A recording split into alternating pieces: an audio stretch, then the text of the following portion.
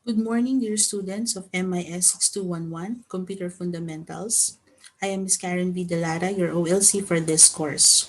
Welcome to our virtual class today. Let's review what we have discussed last meeting.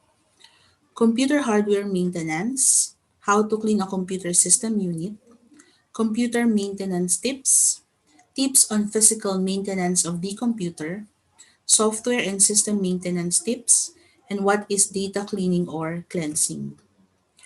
Today, we will be discussing the following topics. What is computer security and its types of attacks, computer security practices, what is ethics or computer ethics, and 10 commandments of computer ethics.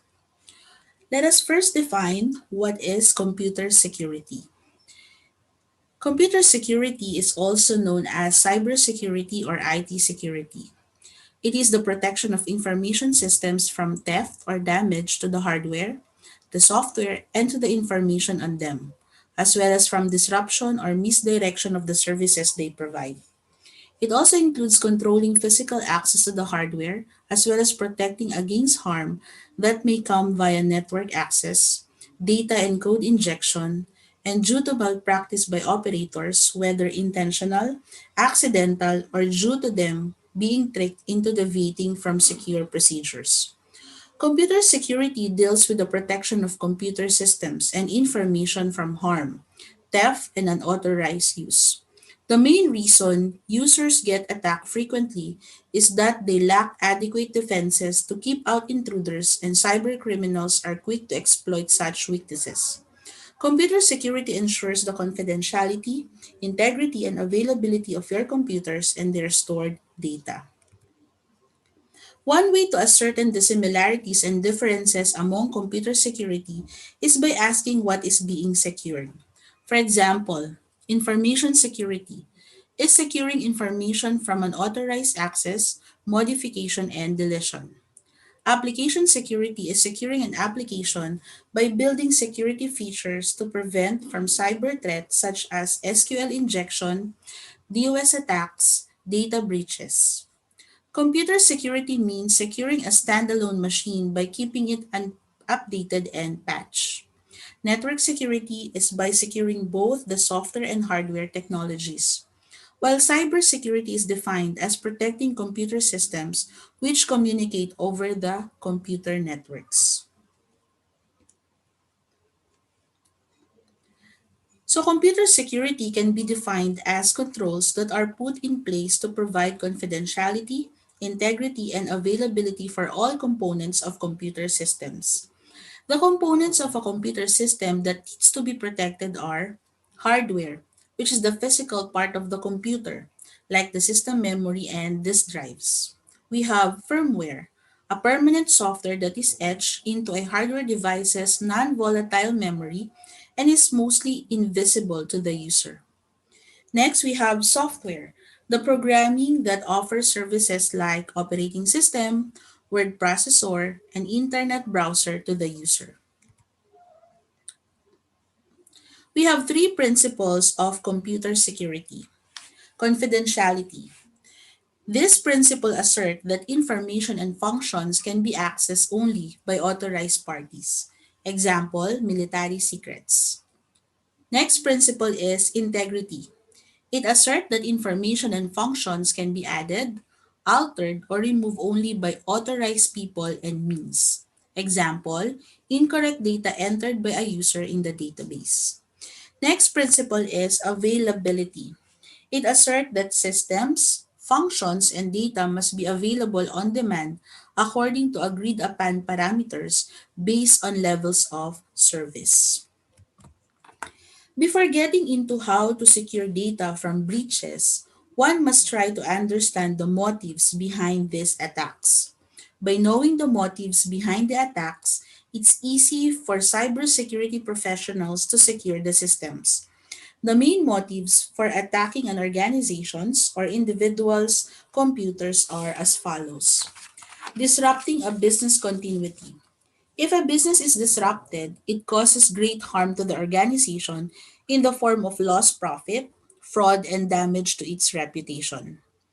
Information theft and manipulating data. Hackers take confidential information that they steal from organizations and sell it to individuals or groups on the black market. Next, creating chaos and fear by disrupting critical infrastructure. Cyber terrorists attack a company or a government body to disrupt their services, doing damage that can potentially affect an entire nation. Financial loss to the target. Hackers attack an organization or business and disrupt their services in such a way that the target has to allocate substantial funds to repair the damage. Next, we have achieving a state's military objectives. Rival nations continuously keep an eye on each other and sometimes employ cybercriminal tactics to steal military secrets. Next, demanding ransom. The hackers employ ransomware to block a website or servers, releasing control only after a ransom is paid. Damaging the reputation of target. The hacker may have personal reasons to attack an organization or individual so that their reputation suffers. Next, propagating religious or political beliefs. Hackers may infiltrate websites to promote religious dogma or a certain political agenda, usually to sway voters to vote a certain way. There are many kinds of attacks available to the dedicated hacker. These are among the most popular and frequent types of attacks. The first one is denial of service. This is an attack used to restrict the user's access to the system resources by flooding the server with useless traffic. The bot master commands all the bots to access a resource at the same time so that the resource get hopelessly jumped up. Then, if a legitimate user wants to access that same resource, they will not be able to do so. This is illustrated below. A botnet is a group of computers connected to the internet that have been compromised by a hacker using a computer virus. An individual computer is called a zombie computer. The result of this threat is the victim's computer, which is the bot will be used for malicious activities and for a larger scale attacks like denial of service. Next type of attack is malware attack. This is a malicious program that disrupts or damages the computer. There are four main types of malware. The first one is the keylogger. It records all the hits on the targeted keyboard. Most hackers use it to get passwords and account details. Second one is a computer virus. It is a malicious code that replicates by copying itself to another program or document and changes how a computer works. The virus, such as the Melissa virus, requires someone to knowingly or unknowingly spread the infection without the knowledge or permission of a user or system administrator. The third one is Worms. This is a standalone program that runs independently and infects the system. One of the most popular example is w32.alcra.f. The worm propagates itself through network shared devices. Another type of malware is Trojan horse. This is a malicious code that takes over your computer. This code can damage or steal information from your computer. Another type of attack is man in the middle. Say, for example, you want to do an online transaction. You connect to your bank and conduct the payment. Simple, right? This is illustrated in the below image. Now, while you are doing a transaction, you have to enter the details of your card and the PIN. The cyber attacker spoofs you and monitors your transaction. As soon as you enter your details, he will have access to all of that information as shown in the below image. Next is phishing. The attacker sends bait, often in the form of an email. It encourages people to share their details. For example, you get an email like this. If someone is a customer of ABC Bank, he would probably open the link and enter the details. But these kinds of emails are always phishing. Banks do not send emails like this. Next, we have eavesdropping. Attacker observes traffic on your system and the work you are doing. The attacker can monitor you in three ways: email monitoring, which websites you visit, and what items you download. Next, we have SQL injection. As the name suggests, an SQL injection vulnerability allows an attacker to inject malicious input into a SQL statement. This type of attack happens only on websites. The best example would be www.facebook.com. There is a database stored on the Facebook website. The hackers get into that database and sign in using someone else's username and password. Next, we have the password attack. To crack a password or find a password, hackers employ these following techniques. Dictionary attack. In this method, they handle every password that is possible through the dictionary. Next, brute force. It is a trial and error method used to decode the password or data. This attack takes the most amount of time. Keylogger. As the name suggests, keylogger records all the hits on the keyboard. Most people use it to get passwords and account details. Next, shoulder surfing. The attackers observe the user's keyboard by looking over the user's shoulder. Next, rainbow table. There are rainbow tables that contain pre-computed hash values. Attackers use this table to find the user's password. Next, we have the social engineering. Attackers create social situations that encourage you to share your password. For example, let's say that you are out of your office and you get a call. The person says that he is from the IT department and they have found out that your system has been compromised. He asks you to share your password. You might believe him and share your password. However, the caller was in fact a hacker. And how he has your password. Now that he has access, he can compromise your organization's data. The best way to avoid the effects of social engineering is to learn your organization's protocol regarding password sharing. We've covered the whys, hows, and whats. Now, let's put that information into action and secure your system. How do you secure your computer?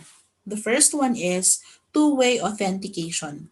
Two-factor authentication adds a layer of security to the authentication process by making it harder for attackers to gain access to a person's devices or online accounts.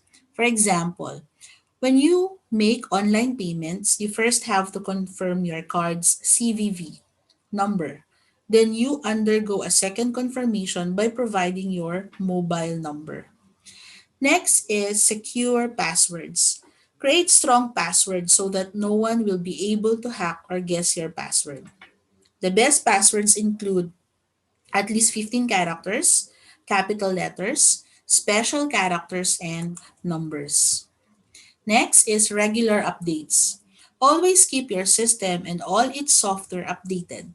Many updates contain additional defenses against cyber attacks.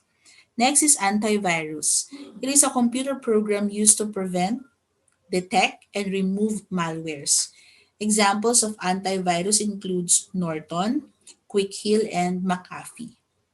Next, we have firewalls, which prevent unauthorized internet users from accessing private networks connected to the internet, especially intranets.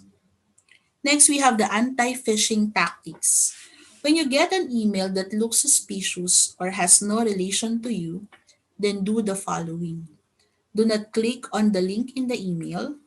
Do not provide any personal details if asked. Do not open the attached files. Next, we have encryption. This is the process of converting ordinary plain text into unintelligible text and vice versa.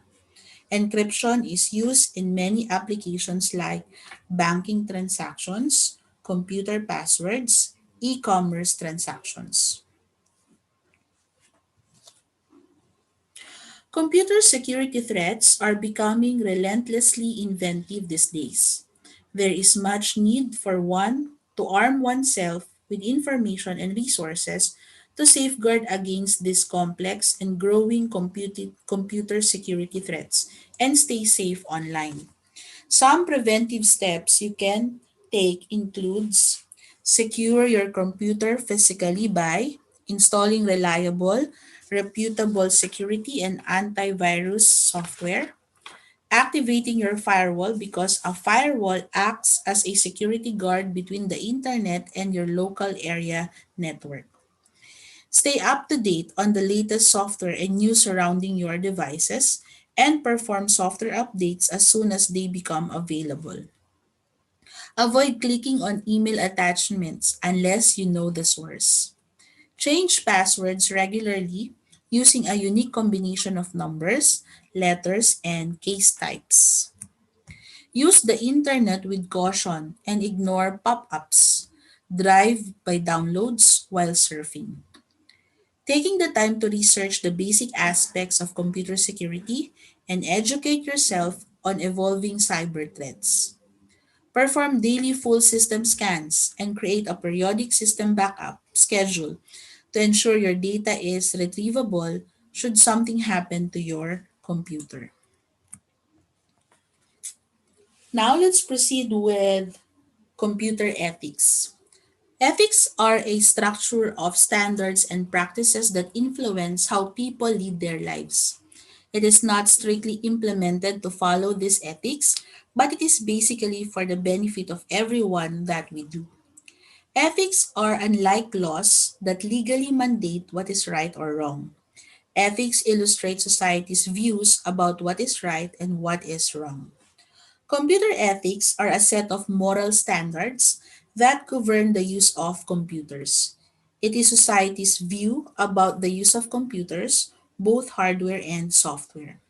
Privacy concerns, intellectual property rights, and effects on the society are some of the common issues of computer ethics.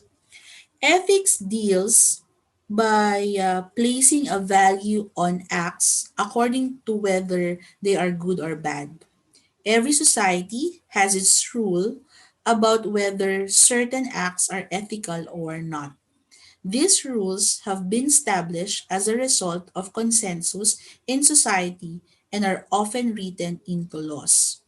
When computers first began to be used in society at large, the absence of ethical standards about their use and related issues caused some problems. However, as their use became widespread in every facet of our lives, there are laws against computer crimes and computer fraud, and everyone is responsible for knowing what constitutes against them. Let's discuss the privacy concerns of computer ethics. Hacking is unlawful intrusion into a computer or a network. A hacker can intrude through the security levels of a computer system or network and can acquire unauthorized access to other computers. Next, we have malware, which means malicious software which is created to impair a computer system. Common malware are viruses, spyware, worms, and Trojan horses. A virus can delete files from a hard drive, while a spyware can collect data from a computer. Data protection, also known as information privacy or data privacy, is the process of safeguarding data which intends to influence a balance between individual privacy rights while still authorizing data to be used for business purposes. Next is anonymity. It is a way of keeping a user's identity masked through various applications. Next, let's proceed with intellectual property rights. Copyright. a form of intellectual property that gives proprietary publication, distribution, and usage rights for the author. This means that whatever idea the author created cannot be employed or disseminated by anyone else without the permission of the author. Plagiarism is an act of copying and publishing another person's work without proper citation. It's like stealing someone else's work and releasing it as your own work. Cracking. It is a way of breaking into a system by getting past the security features of the system. It's a way of skipping the registration and authentication steps when installing a software. Next is software license. Allows the use of digital material by following the license agreement. Ownership remains with the original copyright owner. Users are just granted licenses to use the material based on the agreement. Let's proceed with the effects on society of computer ethics. First is jobs. Some jobs have been abolished, while some jobs have become simpler as computers have taken over companies and businesses. Things can now be done in just one click, whereas before it takes multiple steps to perform a task. This change may be considered unethical as it limits the skills of the employees. There are also ethical concerns on health and safety of employees getting sick from constant sitting, staring at computer screens, and typing on the keyboard or clicking on the mouse. Another effects is environmental impact. Environment has been affected by computers and the internet since so much time spent using computers increases energy usage, which in turn increases the emission of greenhouse gases. There are ways where we can save energy like limiting computer time and turning off the computer or putting on sleep mode when not in use. Buying energy efficient computers with Energy Star label can also help save the environment. Next is the social impact. Computers and the internet help people stay in touch with family and friends. Social media has been very popular nowadays. Computer gaming influence society both positively and negatively. Positive effects are improved hand-eye coordination, stress relief, and improved strategic thinking. Negative effects are addiction of gamers, isolation from the real world, and exposure to violence. Computer technology helps the government in improving services to its citizens. Advanced database can hold huge data being collected and analyzed by the government. Computer technology aids businesses by automating processes, reports, and analysis. Now, let's proceed with the 10 commandments of computer ethics. These have been defined by the Computer Ethics Institute. The first commandment is, Thou shalt not use a computer to harm other people. If it is unethical to harm people by making a bomb, for example, it is equally bad to write a program that handles the timing of the bomb. Or to put it more simply, if it is bad to steal and destroy other people's books and notebooks, it is equally bad to access and destroy their files.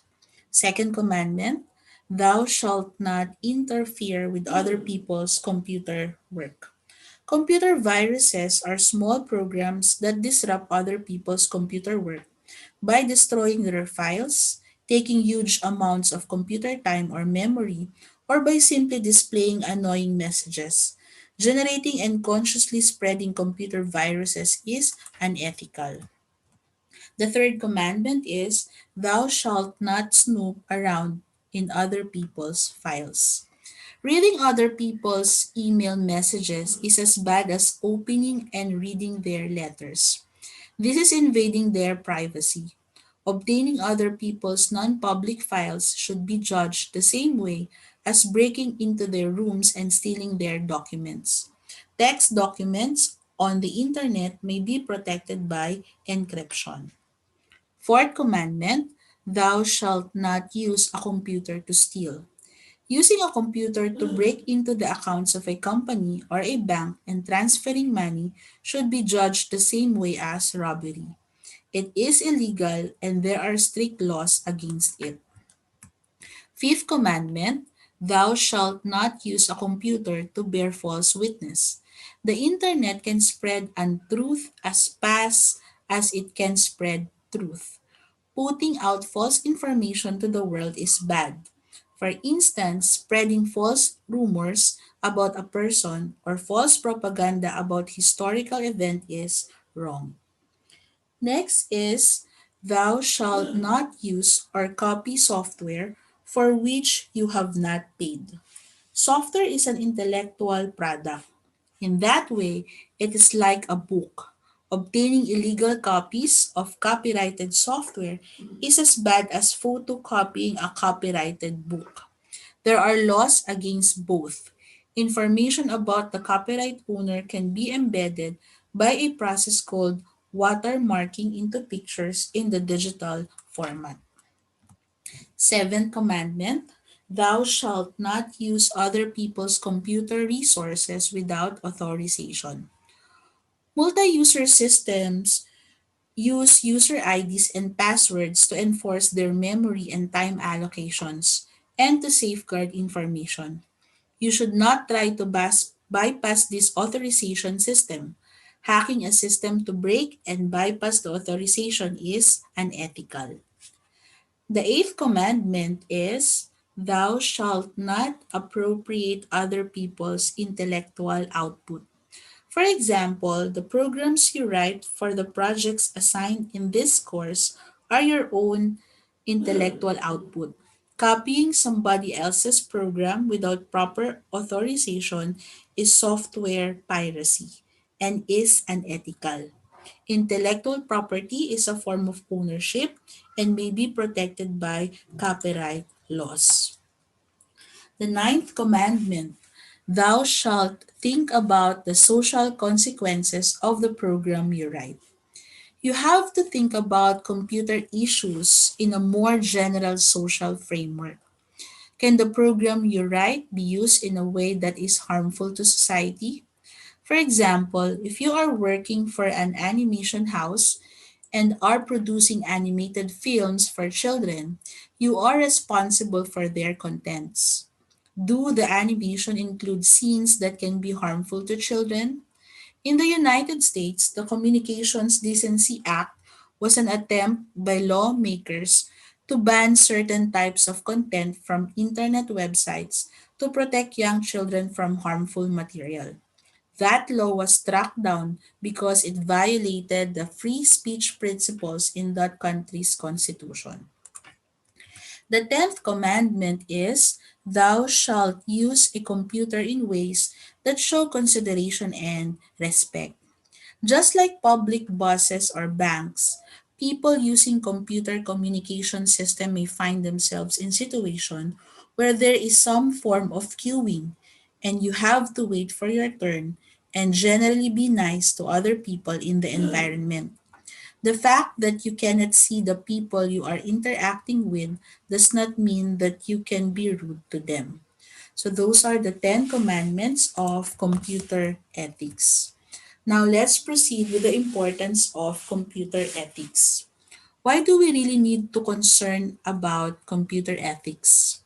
So to protect personal and commercial information such as login and password information, credit card and account information, and government and commercial databases. It also controls unwanted internet mails and ads. Next is to control plagiarism, student identity fraud, and the use of copyrighted materials.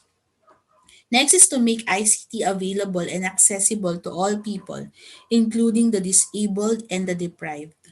Accessibility needs to be kept in mind during curriculum design for educational contexts in order to maximize the capabilities of the technology. Next is to suppress dishonest business practices and to protect and encourage fair competition. Lastly is to promote moral and social values in society.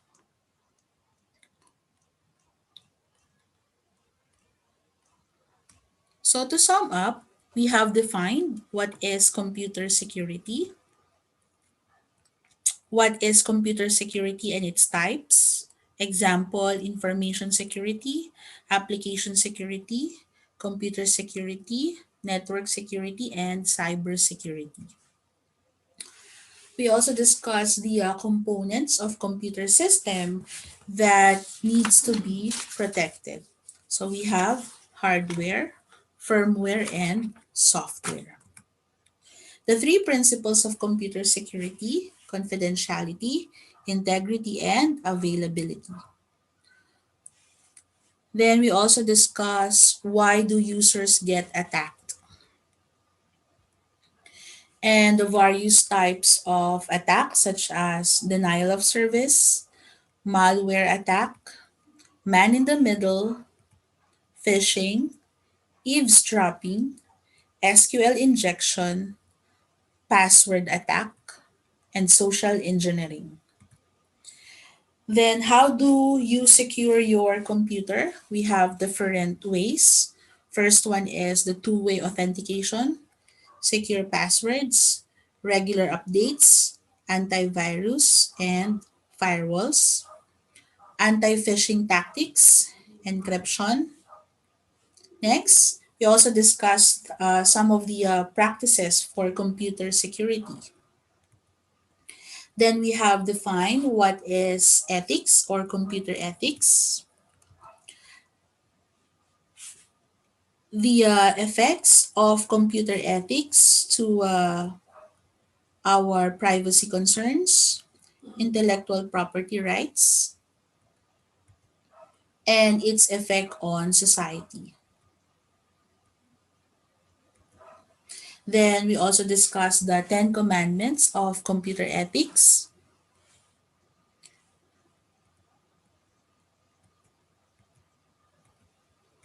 and the importance of computer ethics.